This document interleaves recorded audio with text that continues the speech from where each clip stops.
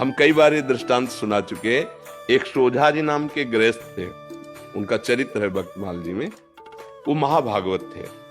उनका ब्याह हुआ, पत्नी है, एक संतान हुई। जब संतान हुई तो उनको, पत्नी को प्रसव पीड़ा में बहुत कष्ट होता है। उसका रोना चिल्लाना ये सब सुन करके जब प्रसव हो गया, बच्चा कुछ समय का हो गया, तो उनका जीवन में दोबारा मैं गर्भ धारण करने की चेष्टा नहीं करूंगा, क्योंकि बहुत कष्ट होता है। और अब मैं ऐसे संसार से विरक्त भाव में भजन करना चाहता हूं।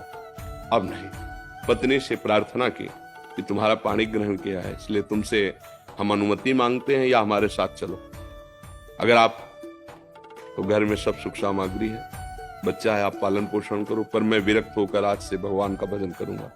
यदि आप कहते हो कि पाणी ग्रहण किया तो हमारे हाथ में हाथ मिलाओ, चलो, जैसे मैं रहूंगा वैसे रहना होगा, पर साथ में कुछ नहीं, कोई नहीं, और भजन करना होगा। तो उनका, मैं आपके बिना तो रह ही नहीं सकती, आपके साथ चलूंगी। तो चली। जब गांव के बाहर निकली, जंगल में पहुंची तो देखा थोड़ा धीमी चाल है, तो उनका जल्दी से आओ ना, तो देखा गोद में बच्चा है। तो पलटू उनका कहा था कि हमारे साथ अन्य कोई नहीं चलेगा, सिर्फ आपकी अनुमति है, आप बच्चा ले।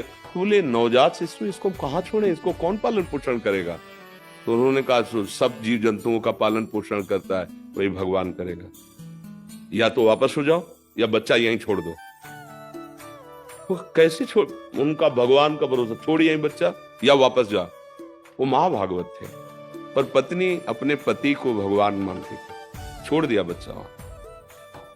12 वर्ष तक भजन साधन, एकांत तीर्थों में भ्रमण। जब उन्होंने अपनी पत्नी की तरफ देखा तो उसको एकांत में बार बार क्या हुआ होगा मेरे बच्चे का।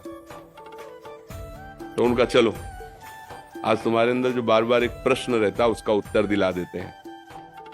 अपने गांव में आए, बाहर बैठ गए, तो 12 वर्ष में दाढ़ी बाल ऐसे तो कोई पहचान नहीं। तो उन्होंने पूछा कि यहाँ तुम्हारे गांव में एक सोजा जी थे, सुनाओ संत बन गए, तो उनके कोई संतान थी, क्या हुआ आपको पता है?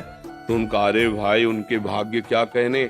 सोझा जी को जब जाते हुए सुना तो यहाँ का जो राजा था वो बड़ी श्रद्धा रखता था, तो उसने घुड़सवार दौड़ाए। सोझा जी तो मिले नहीं, लेकिन उनका लड़का मिल गया जंगल में, उसको उन्होंने रख लिया। उनके कोई लड़का नहीं था, तो अब युवराज पद पर वो है। बोले अच्छा अच्छा अच्छा, और वापस हो गए। पत्नी का देखा, घर में रहते तो हम गरीब किसान थे, लड़के को क्या बना पाते, लेकिन भगवान के हुए तो क्या बना, युवराज, और आगे चलकर वही राजा बनेगा। आप चिंता मत कर, चुपचाप भजन कर। ना कोई जंगली पशु पक्षी खा पाया बच्चे को, ना कोई हानि पहुंची, और अरे सर्वरक्षक भगवान, भरोसा भगवान का। तो तुम माँ हो, तुम्हारा सोचना ऐसा ठीक ही है, पर वो मोह के कारण। भगवान विश्व के माता पिता, तुमेव माता च पिता तुम, वो विश्व का पोषण कर रहे। देखो पशु पक्षियों का, कितने सुंदर सुंदर पक्षी, और जंगल में रहते हैं, हष्ट पुष्ट रहते हैं, कोई उनकी दवा करने वाला नहीं।